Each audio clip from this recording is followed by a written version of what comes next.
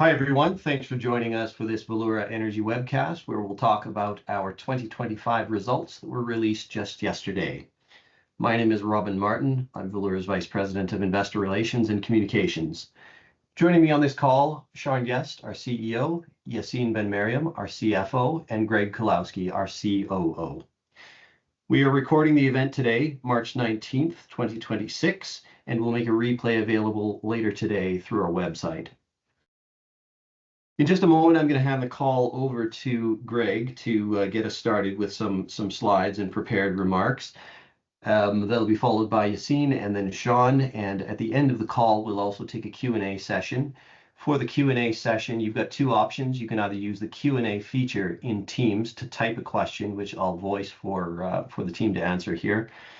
Or you can press the raise your hand button in Teams, which will be a cue to me to say you'd like to ask a live question, in which case I will unmute your microphone in turn and give you an opportunity to do that live. Before we get started, I'll just draw your attention to slide 2, which is in the slide pack that you can see on your screen and, as I said, is also available on the website. I'll ask that you pay in particular attention the cautionary language here around forward-looking information that we may use in the course of this call. So without further ado, I will hand over to Greg and ask that you unmute your microphone, Greg. Thank you very much, Robin, and hello, everyone. Thank you for joining us. So let me first start with a summary of 2025, which I thought has been another year of strong delivery for us. Operationally, with 23.2 thousand barrels per day of average annual average daily production, and another year of almost 200% reserves replacement.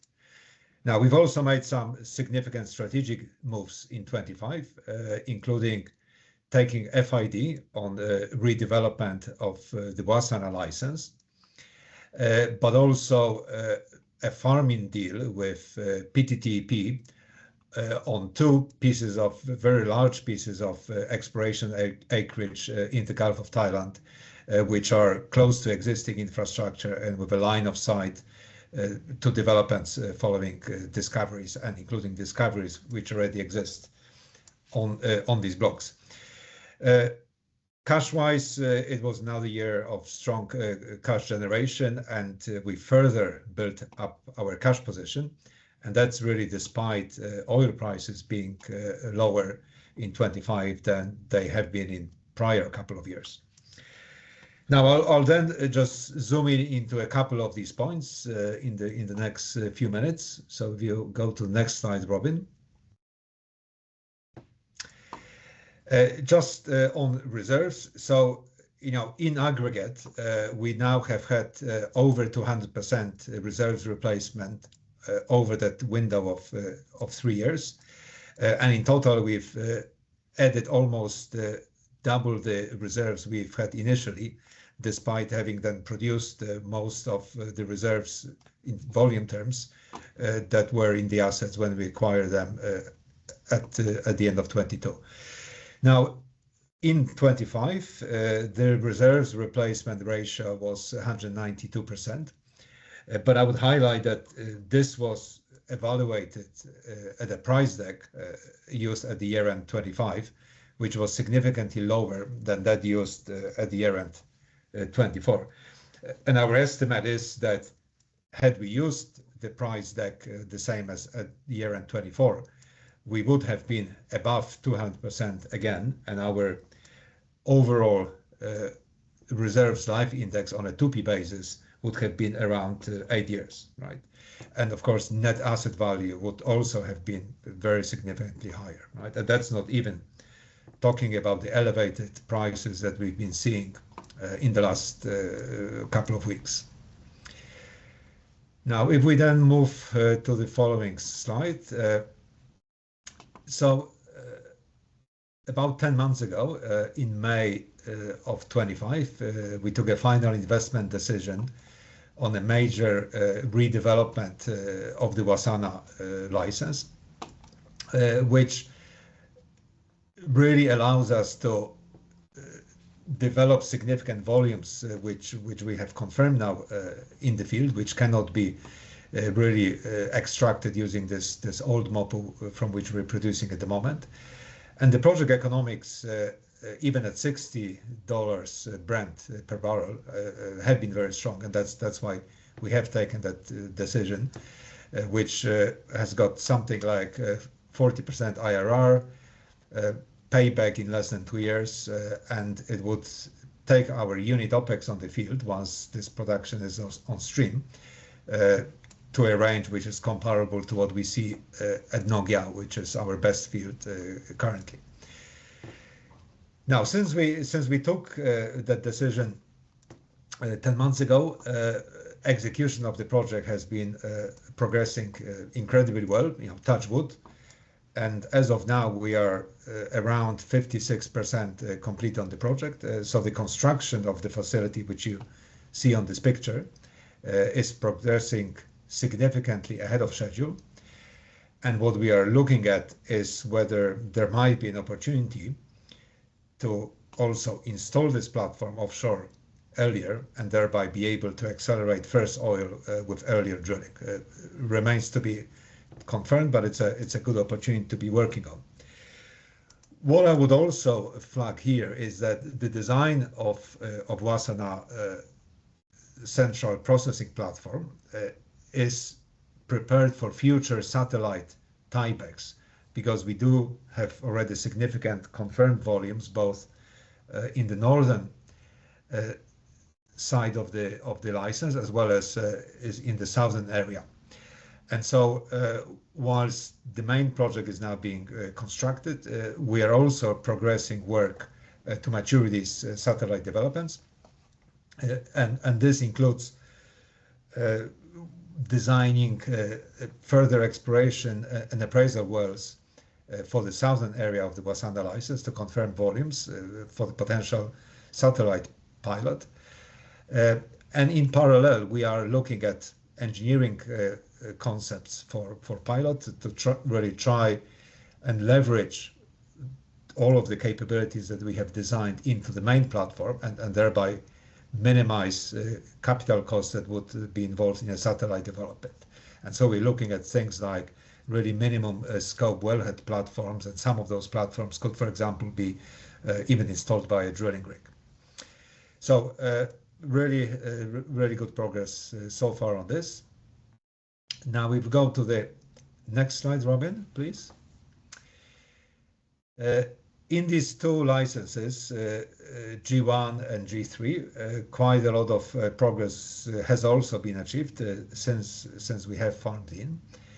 And in particular, I would highlight two focus areas that we have identified where we are seeing a line of sight to near-term developments and bringing then those developments on stream. Now, one of those areas is so-called Busabong. That's sort of greenish area on the right-hand side of that picture, sort of in the middle. And there we are working with our partner PTTEP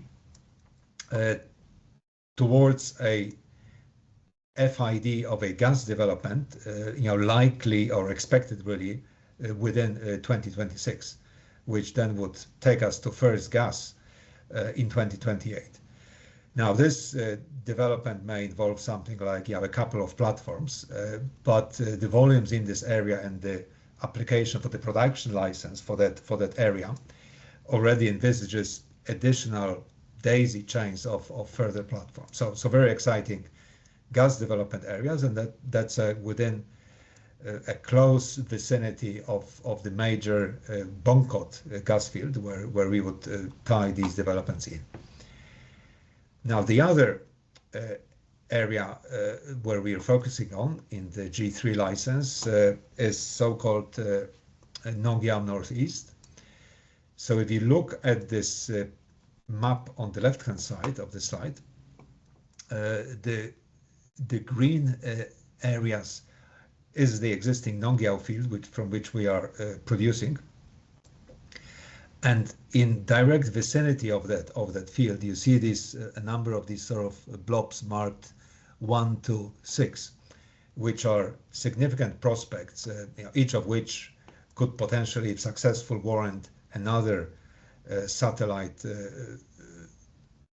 facility which can then be rapidly connected to evacuate production through Nong Yao A. So again, work is going on in that area to mature these prospects for exploration and appraisal drilling and start working towards the development plan. Now then, one more thing I would flag, which is if you go to the next slide, Robin. Thank you. Now this is also related to the Nong Yao production system, but a much more near-term opportunity where we've identified a way to add 4 additional slots on our Nong Yao A platform. And this is relatively small, low-cost budget of around 7 million, which gives us significant potential to add production and accelerate production within the Nong Yao field. And work is already progressing on engineering and then subsequent installation of these additional slots. We are targeting readiness in November of this year, and we can then drill new wells from these slots, immediately in Q4 of this year, or perhaps adjust timing as we are working through different optionalities, and particularly looking at the current environment of prices and how we can capture additional value. Now, even on a kind of standard set of, if you like, screening prices we have been using, Nong Yao wells are very attractive. I mean, it is our most valuable field, and these wells would typically have a payback less than 12 months. So very, very exciting near-term opportunity that we are progressing down. Now with that, we'll hand over to Yassine for some further comments. Thank you, Craig. Greetings, everyone. I'm pleased to kind of walk you through 2 parts. One, in terms of how the share price have evolved over the past couple of years, but really focusing over the last year or year to date. And then thereafter, I'll walk you through the financials. I guess, as you can see from the share price here on your right-hand side, I think it's a share price that we've presented to the wider market of since we did the pivot to Asia. But I'd like to focus maybe the audience attention as to what's happened over the last year to date, really, from January. You can see there, I think our share performance relative to our peer groups globally, but if we focus a little bit more on the TSX market, position us effectively in the 98th percentile.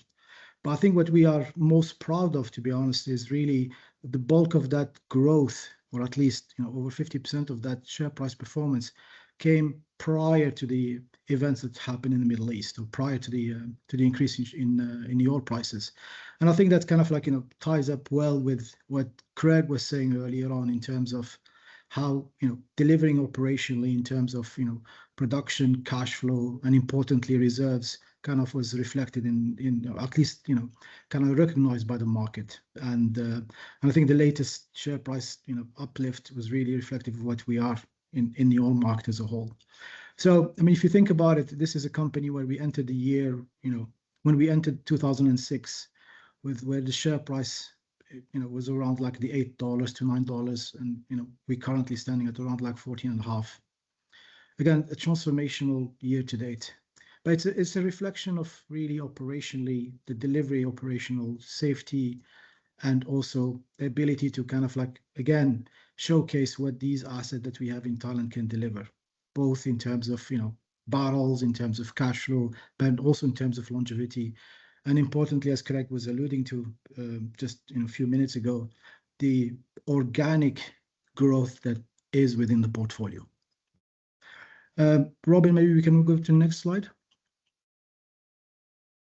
So, talking about the year 2005, and kind of tying up to the financial results, I'll probably start with the cash, with our cash flow performance. So despite navigating a low price environment, which relative to 2024, Valeura continued to demonstrate real operational resilience this year. And I think the numbers reflect that. So if we turn to the cash flow bridge here on your screen, you can see that we've lifted around 8.47 million barrels during the year at an average price of $70. And we generated around 594 million. While the realized price was softer this year compared to 2004, I think the team has executed well on the cost side to enable us to protect the margins. So if you look at our adjusted OPEX that came in at around 223 million, these already include 33 million of leases, which from an operating cost perspective would not be included, which equates to around $26 per barrel. Again, in line with what we had in 2024. And if you exclude the leases, we are talking about $22.4 per barrel. This figure is, internally we quite pleased and actually very pleased with, and it reflects the lean and disciplined operating models we've been building and continue to optimize as we go. I think critically, considering the majority of these costs are fixed to a certain extent in nature, notwithstanding like in fuel that we use in our operations, it enables us to, it means that like in an oil price rise, we don't see a proportional increase in our cost to chasing those revenues. The incremental barrels flow through to cash at an exponentially high conversion rate. Something that is quite relevant in the current environment, as you might imagine. Now, going back, to that cash bridge, after taking royalties and the adjusted OPEX, we've delivered an operating net back of around 300 million, which is around $35.2 per barrel. Again, a strong conversion from wellhead all the way to the cash. Now, moving down to the bridge after SG&A and tax payment, which is, again, we are still benefiting from the tax losses that we have. As a reminder for everyone, we haven't, post the combination of some of our subsidiaries, we've benefited from around, quite substantial amount of tax losses. As of the year end, these tax losses stands at around 282 million or 83 million, which is, again, we see like, strong benefits, especially at 50% taxes in terms of like accelerating those cash injections into our cash flows. And, with that, we arrive at an adjusted cash flow from operation of around, a very healthy 247 million. It is a robust result in the context of the price environment we were operating in. And again, it reflects the quality and low cost nature of our asset base, as Craig kind of alluded to earlier on. Now, moving on to the balance sheet. Sorry, Robin, do you mind moving on to the next slide, please?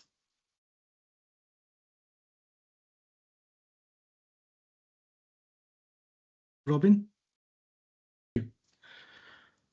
We've entered 2025 with a cash balance of 259 million, and we are certainly pleased to report that we've closed the year with a cash balance of 366 million. It's a meaningful strengthening of the balance sheet, and again, we remain debt free. And Sean will talk a little bit more about like in terms of our capital allocation, how we think about that cash. So let me walk you through quickly in terms of the key moving parts there. Now, with the adjusted cash flow from operation of around 247, we partially deployed that against a capex of 189 million. Worth highlighting that 44 million of that capex was dedicated to our growth project, which is the Wassana redevelopment that Craig was talking about earlier on, which is a key strategic investment for us that ultimately will position us well for future production growth and again margin expansions there. We've also incurred some exploration expenses, and we've benefited as well from income for around 11 million related to our interest on the cash that we have, and also revenue from the Rossicon, the royalty that we get from Rossicon. Now, with that and some working capital movement, we ended up with a cash balance, prior to paying 2024 taxes of around 276 million. This year, we've also paid, as I said, the 2024 taxes, which were due to be paid in 2025 of around 55 million. Bulk of it is really just the SRB obligations that we had. And as you can see, if we add the deposit that we've put for the G1, G3 acquisitions, and also like the other income here, as you can see in the table, which related to the NCIB and also other anti-dilution LNU that we took, we ended up with around 306. Overall, again, it's the balance sheet, it's the strengthening of the balance sheet is about like being able, allowing us to have a resilient balance sheet that allows us to not just take advantage of opportunities within the portfolio, but also to look for growth and, ultimately as well, see how best to, kind of like, deploy this capital through our capital deployment policy. And I guess with that, I'll just kind of hand on to Sean. Thanks, Yassine. So Yassine and Greg have spoken really about the strength of our business and how this business is working extremely well at that $65 a barrel realm. We've got the strong margins, we're generating free cash flow, we have the ability to reinvest, we can support growth in Thailand. We've really designed this business to work extremely well at $65 a barrel and even to be protected well, going down well below that. Now, 12 months ago, we had an oil price shock post-Liberation Day. We saw oil prices fall significantly, and yet just a month after that, we had the confidence in our business to make the biggest investment decision in the history of Valeura, the Wassana redevelopment. Our business works really well at those pricing levels in the mid-60s. Now we're experiencing another oil price shock, a period of very high oil prices driven again by global geopolitics.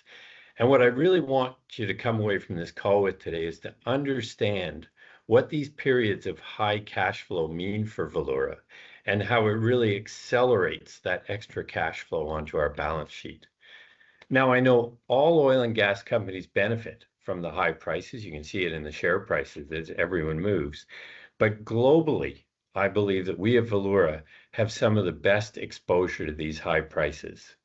And looking at some of the key factors, we are a tax royalty system. If you compare that to a production sharing contract or other areas like North Sea, possibly with high government take, we have full exposure to the upside in prices. And the other point is our royalties and taxes are contractual and are protected under that contract. They are not going to change. More significantly, if you recall from our corporate restructuring about 18 months ago, we have these tax shields. We will not pay taxes on 3 of the 4 assets we're producing from. Now, if this period of continued high prices extends for a lengthy period, we'll eat through those tax losses very quickly. But that's a brilliant outcome. We're accelerating all of that cash onto our balance sheet. And lastly, the really important thing I want to point out is pricing. We have direct exposure to international pricing, and we've always guided the market for simplicity to look at Brent. It's a well-known benchmark.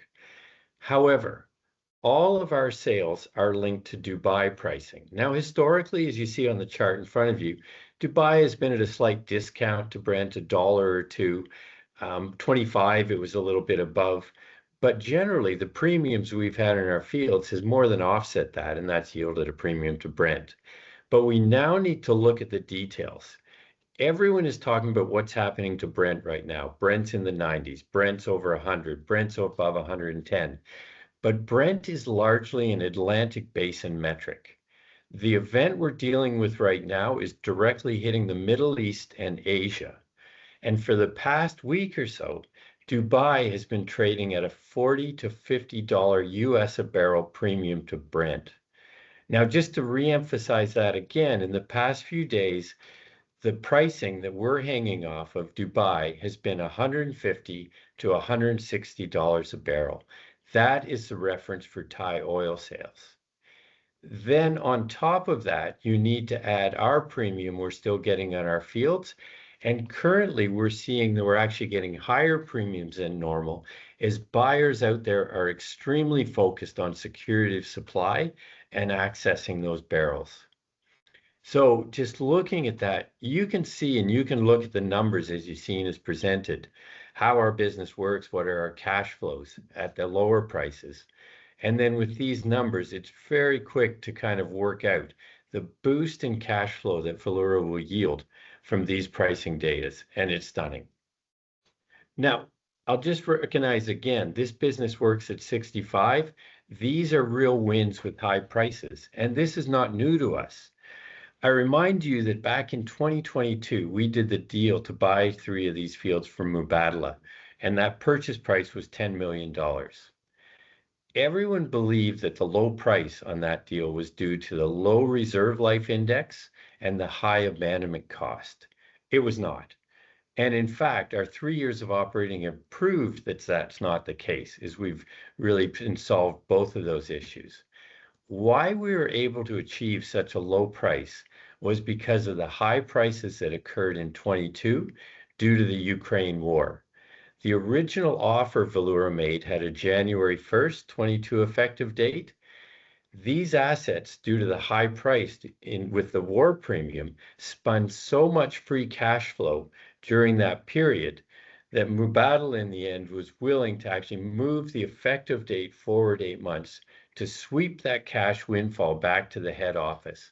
That was in effect the acquisition price. It's seen how much these assets can flow cash in these periods, right? Now, I do caution you, we are in a period of high volatility and rapid changes. You can't look at the $150 and $160 a barrel price and use it to model the NAV of the company over the next 10 years or even 2 years. But I emphasize again, we've positioned this company to cash flow very well at 65, and each one of these price increases is just a great win and a cash windfall for us. So whether it lasts a month, highly unlikely, or a year, there will be immediate cash flow benefits to Valeura. So Robin, just to the next slide. Now, at that point, I just wanted to emphasize that we maintain the same capital allocation priorities as we've been sharing with you for several years. Organic investment, M&A growth, and shareholder returns. Now, Greg took you through a number of, highlighted some of the organic opportunities, and we have a number of them. Wassana redevelopment is going very well, and we are now really planning to take our first gas FIDs on the G3 block this year. The cash we have and this cash flow has given us full confidence in the FID we took on Wassana and the FID we expect to take in the coming months. M&A. We've told you that we have now built the balance sheet that allows us to make very significant acquisitions. Our Q4 cash flow last year was between $250 $300 million, and we have no debt. So now I will caution, though, that while we're currently actively engaged in several significant opportunities, you must recognize that with these high prices and this volatility, it's expected to slow down M&A announcements as sellers look to revisit their expectation. It doesn't stop you on the ability to do corporate deals, as kind of target companies can move their value in parallel with Valeura, but asset deals will be challenged for a little while here. And then finally, shareholder returns. We emphasize that the focus of the company is really growth, but if the prices continue to be high like we're seeing, we've already built up the balance sheet that we need for M&A. So we're going to have to look at this area and revisit this with the board as we move forward as to whether there would be some level of shareholder returns. So just coming to the concluding remarks. Look, I emphasize first that the last time we presented a quarterly result to you, we're at a significantly lower price, as you've seen noted. We've had great share price appreciation here. We've gone through $100 billion Canadian market cap. Now that we see we're well over $1 billion US market cap. But additionally, what I want to point out on the value side is what we still need to bring into the business is to quantify the value of the G1 and the G3 deal that we did with PTTEP. As Greg noted, this is progressing extremely well, the work on this block, and we're really highly appreciative of the quality of the work that PTT is presenting. And we hope to be able to announce the closure of this deal in Q2 and then announce the resource volumes shortly thereafter. Additionally, we're still focused on the timing of FID for these gas developments in Q3. And I think getting that information out into the market, getting everyone to be able to quantify the value that we're seeing in these blocks G1 and G3 is going to be extremely important. So again, it's been an exciting year in 25, and already 2026 is showing a lot of excitement as well. So thank you all for your continued support and for your time here today.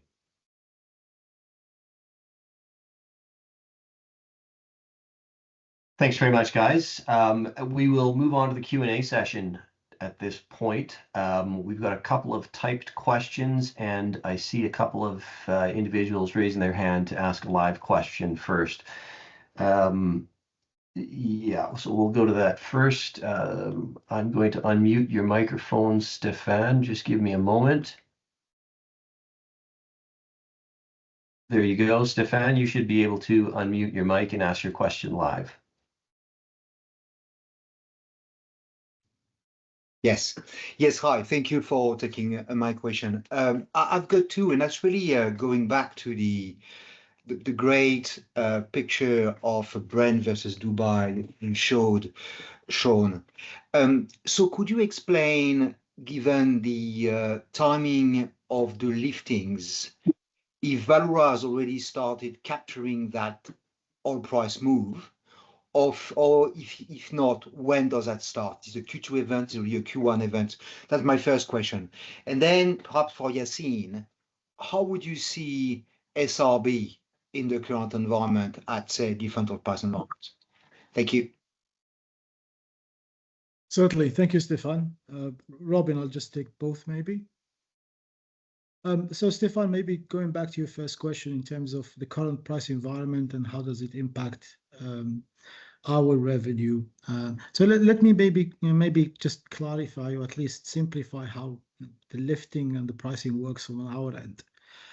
Effectively, the way the way our contractors sign for our lifting is that the seller, what they pay is effectively the average price during the month where lifting occur, right?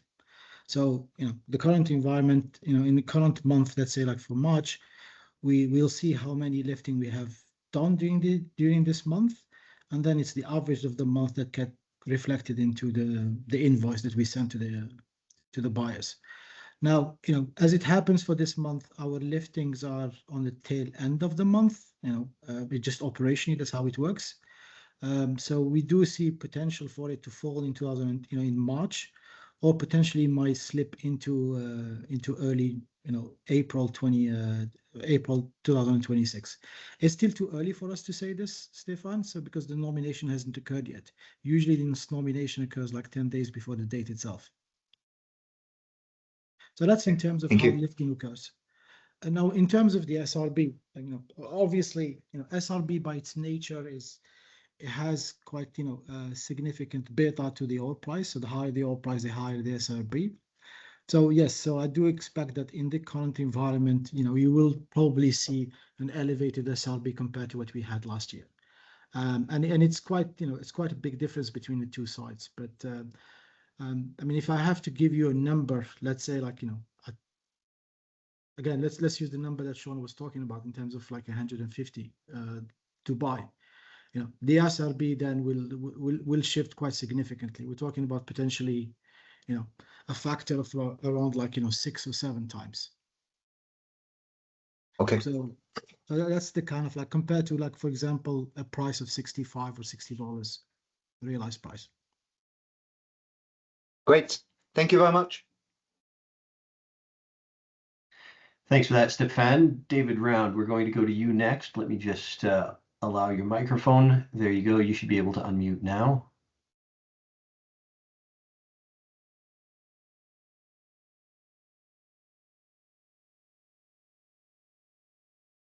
Yeah, perfect. I think I've done it. Thanks, guys. A couple of questions for me, please. I think the first one, I think the last time we spoke, we were talking about sort of weakening prices and sort of a softening services market and potential savings at Wassana, I think specifically around drilling. I mean, is that at risk of reversing now? And can you just remind us what costs you have locked in, both on Wassana, but also just interested in sort of the ongoing drilling program, the contract you've got there, when it expires, and sort of any possibility of extending on similar terms. And the second question is, can you just please remind us how the gas price at G1 and G3 is derived? Is it benchmarked to international prices, or is it just calculated on a project rate of return type basis? Thank you. Greg, do you want to handle the first question really on the price, the service costs? Yeah, let me do that. David, first of all, on the Wassana project, I mean, we've advertised an overall cost for the facility and installation of the facilities of 120 million. And at the time we took FID, about 80% of these costs were fixed, right? And so we are now, well progressed on track. We've not really seen any significant variation. So I am very confident that we are actually going to come in, on or below that budget for the facility side, right? So that's the first component. On drilling,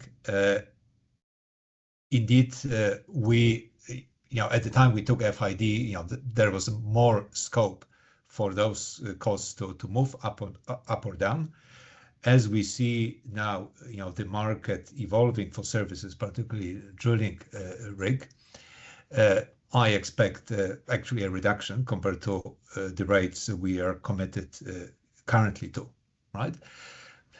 So we are actually in an active process of tendering for a drilling rig. We're starting to see some price indications, and those price indications are going down relative to current contract. Now, as you may recall, our base case business plan envisages 8 months of drilling, so until the end of August, and we've left deliberately optionality for the remaining 4 months of the year, right? Now, as we are now, firming up towards a contract award decision on a drilling rig contract, we are now looking at ways to fill that option potentially with significantly value-adding activities, and that could be, as I indicated, we're looking, could we accelerate Wassana redevelopment, subject really to the installation being able to be implemented earlier. We have Nong Yao A slots that we are going to construct that would enable us to start drilling in November, and add additional wells with some incremental production already likely in 26, and then even more in 27, right?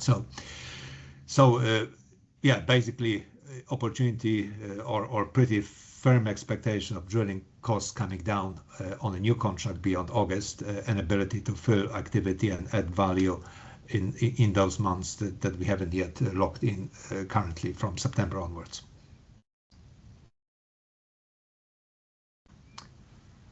I hope that answers your question. Maybe, Sean, then if you want to say something more. Did you want to talk about maybe the gas price and how it's done?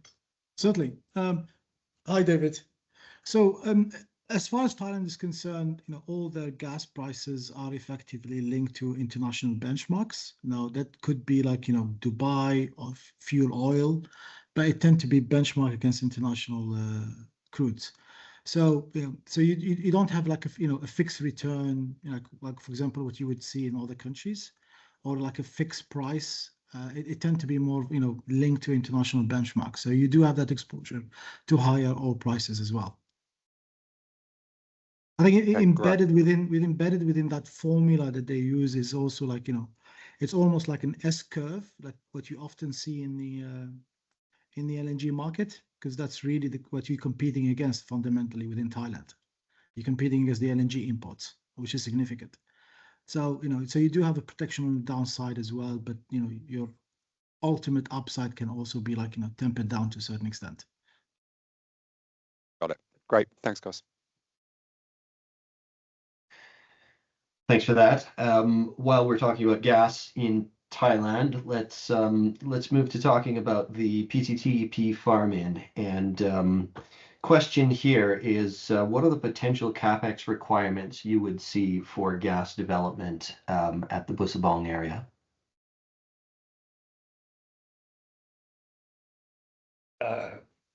Maybe I'll take that one just to keep the variety of people going. And look at, currently right now, we're looking at multiple platforms, being an FID on multiple platforms.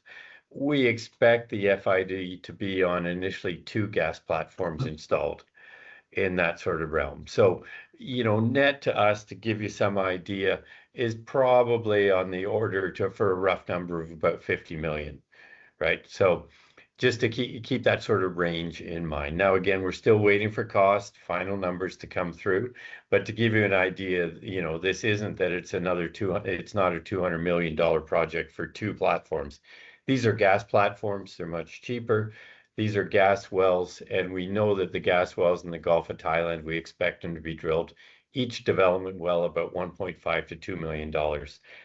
Extremely cheap. This is kind of PTTEP's bread and butter, is these platforms and drilling these type of wells. So it gives you a bit of an idea for 2 platforms. Probably spend starting in 27 and then production coming on in later 28. Okay, and that brings up another question. What sort of production would you expect from a platform? Yeah, I'm trying to remember the exact numbers. Greg, can you get the numbers that we're using as a rough figure? And again, we don't have the data yet for all of these all worked up. We're still doing the FID work. I mean, as a rough number, we talk about something in the range of 30 million scf per day per platform, right? So 2 of them would give you say 60 million scf per day. So about 10,000 barrels per day oil equivalent in that range. Again, with caveats that it's subject to FID and final numbers, etc. Yeah, and just for clarity, Greg's numbers were gross. The Correct. cost I gave you is net. Correct. Yeah. So you apply 40% to that. Yeah. Indeed. Very good. Okay, we'll move to another live question. Jamie Somerville, I've just enabled your microphone. You should be able to unmute now.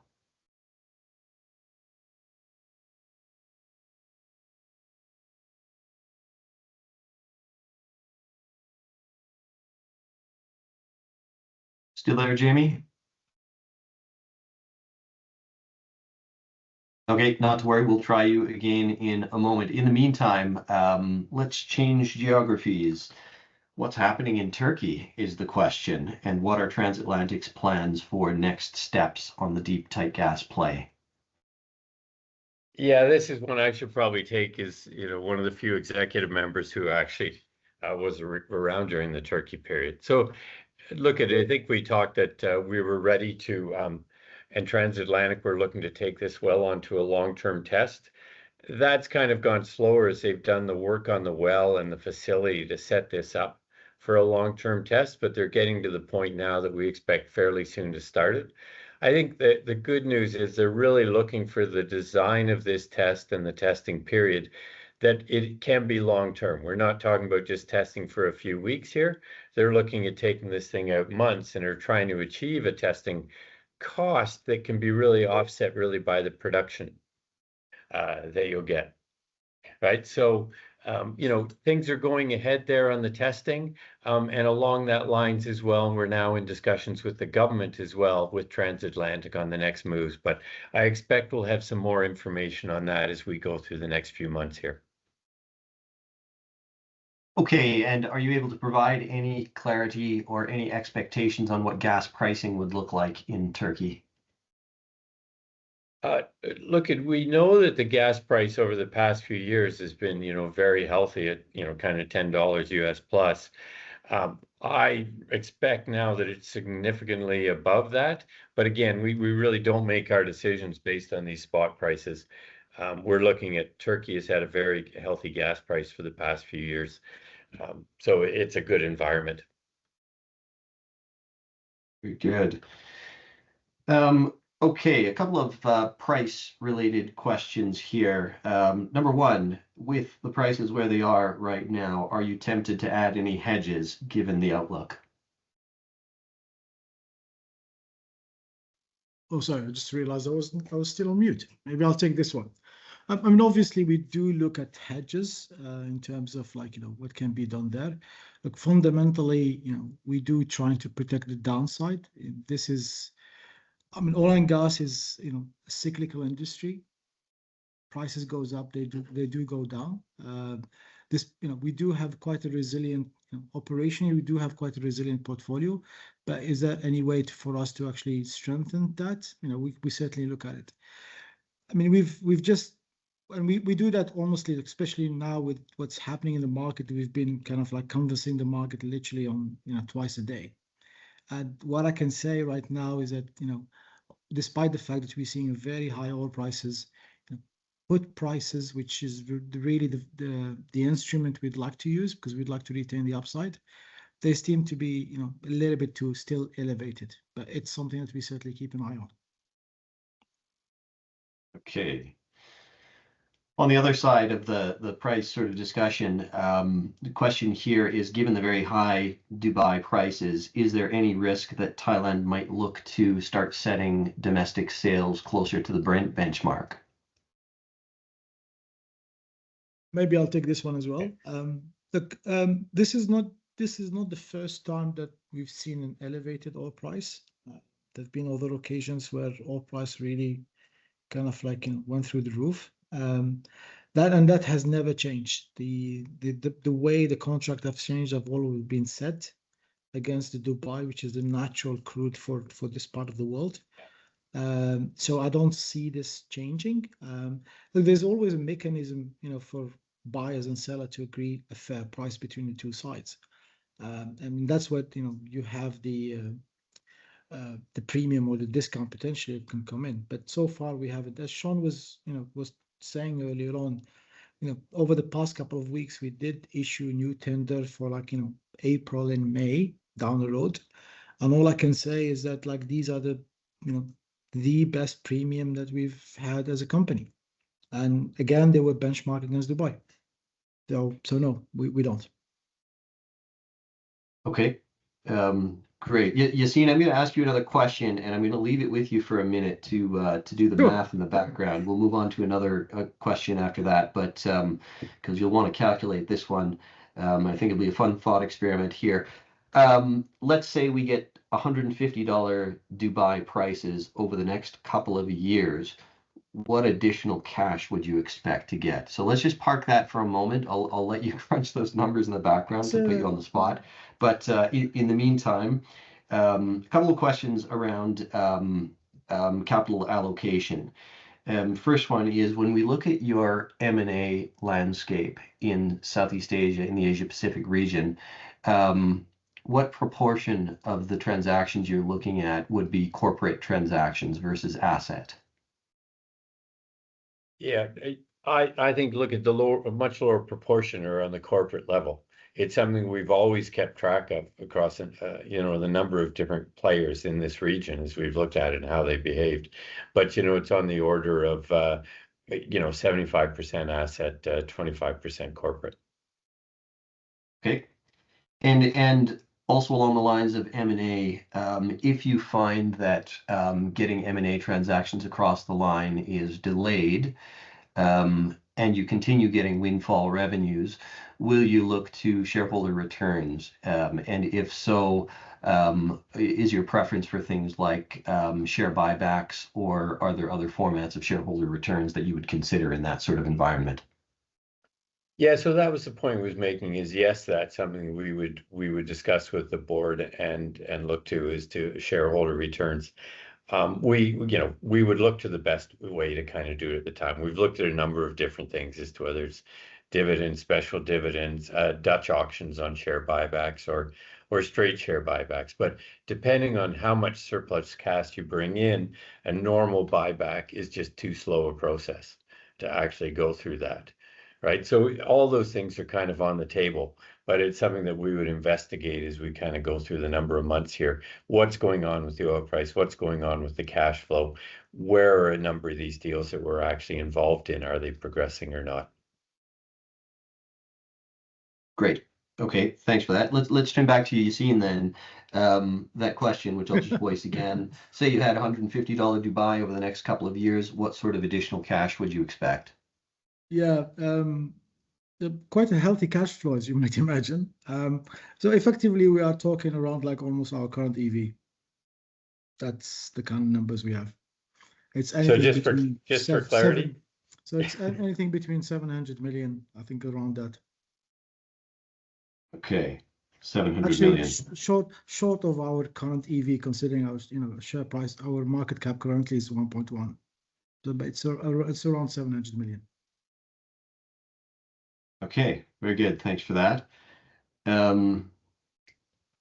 We don't have any other live question requests at this time. I'll just remind the audience that if you are interested in asking a question, you can press that raise your hand button or type it into us.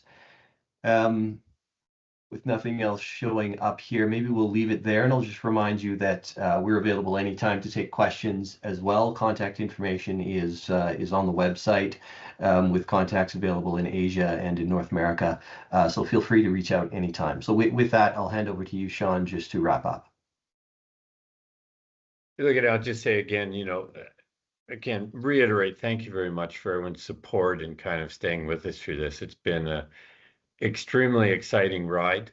Obviously, with the times we're in right now are very challenging for people on all levels, but corporately, it's obviously created a bit of a windfall for us, and we'll just take advantage of that for the time being and look at how we can add more value to shareholders. So thank you very much for joining us. Thanks, everyone. That concludes the call.